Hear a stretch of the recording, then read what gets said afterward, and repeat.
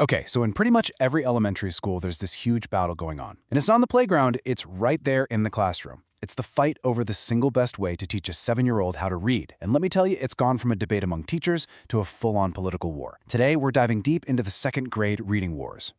Second grade. It's been called a crucible for a reason. You see, this is where the entire script flips for a kid. It's the make-or-break year where they have to go from learning to read to reading to learn. If they nail this, a whole universe of knowledge opens up. But if they don't, it can put them on a path of struggle that can last for years. All right, so here's how we're going to break this down. First, we'll look at why second grade is such a high-stakes moment. Then, we'll get into the great reading debate itself. We'll explore the two major competing philosophies, see how they actually play out inside a classroom, and then track how this whole debate ended up becoming law. And finally, we'll look at where the future of reading might be headed. So what is it that makes second grade such a pressure cooker? Well, it all boils down to this massive jump in what we're asking these little brains to do.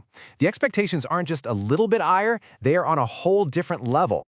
And this slide, wow, it really lays it all out.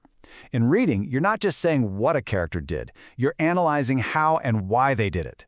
I mean, think about it. For phonics, you're going from simple words like cat to trying to sound out a monster like butterfly.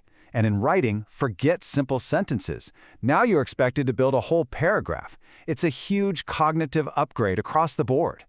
So, because teaching all this is so tough, it's kicked off this decades-long fight, a fight that's famously known as the reading wars. It's this incredibly intense debate over the best way to teach kids to read, and the whole thing, the entire conflict, really comes down to one single fundamental question. How does a child learn to read? Seems so simple, right? But this question is the fault line. Is reading a natural process, something that just happens if you surround a kid with enough books?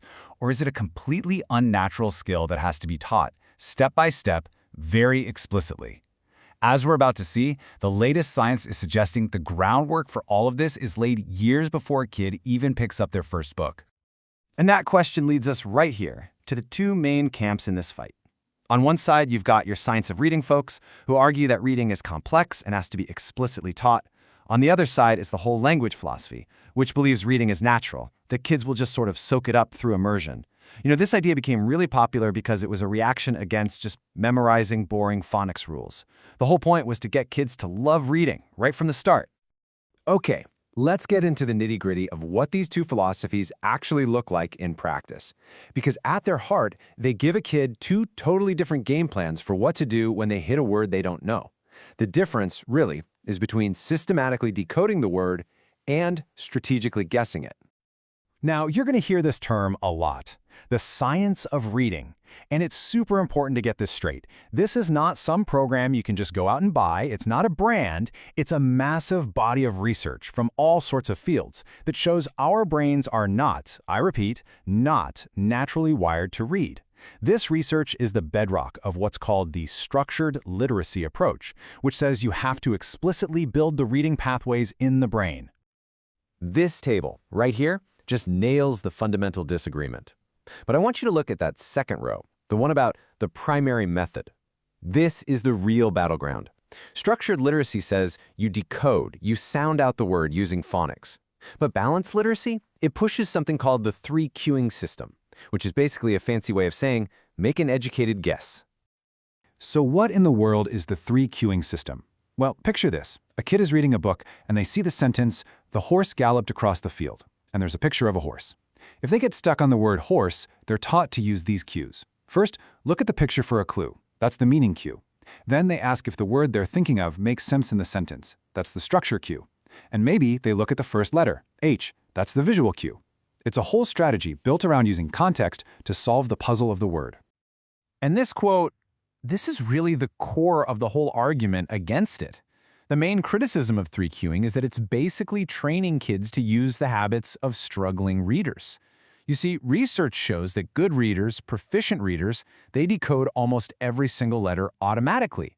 It's the struggling readers who lean heavily on pictures and context. So the critics are saying this method actually teaches kids the less effective strategy. Okay, so we've talked theory, but what does this actually look like in a real classroom, day to day? Because these big abstract ideas turn into very specific routines for teachers and students. And a really popular way to do this, especially in those balanced literacy classrooms, is something called the workshop model. The whole point is to give kids a ton of choice and independent time to build that love of reading. So the teacher gives a quick lesson, then the kids are off, reading books they pick themselves, while the teacher meets with them one-on-one or in small groups. And the appeal is obvious, right? It's student-centered, it's empowering, but, and this is a big but, critics say this structure can leave way too little time for the direct, systematic, phonics instruction that the science of reading says every single kid needs. You know, for a long time, this was a debate that was pretty much kept inside universities and teachers' lounges. But as reading scores stayed flat, year after year, frustrated parents and lawmakers started to step in. The reading wars have now officially moved out of the classroom and into the State House, with huge consequences for schools everywhere. Okay, get a load of this number, 38. That is the number of states, since 2013, that have passed laws basically forcing schools to use evidence-based reading instruction, and that pace has been picking up like crazy. We are talking about a massive legislative tidal wave, all pushing away from balanced literacy and towards the science of reading. And we're not just talking about gentle suggestions here. A lot of these new laws actually call out the science of reading by name, and some of them go so far as to completely ban the teaching of the 3 cueing system. And what really threw gasoline on this fire? The pandemic. The data on unfinished learning, all that educational ground kids lost, created this intense pressure to find something that works, and works right now. So where is all this headed? Well, while all these states are busy rewriting their laws for elementary schools, the cutting-edge research is pointing somewhere else entirely, way earlier. Okay, this is where it gets absolutely mind-blowing. A recent Harvard study, using MRI scans, found that the brain structures that we need for reading, they start developing long before a child ever sets foot in a classroom. They found that the brains of kids who will become good readers and the brains of kids who will struggle, they start looking different as early as 18 months old. That's before they can even really talk. And that just leaves us with this huge, game-changing question.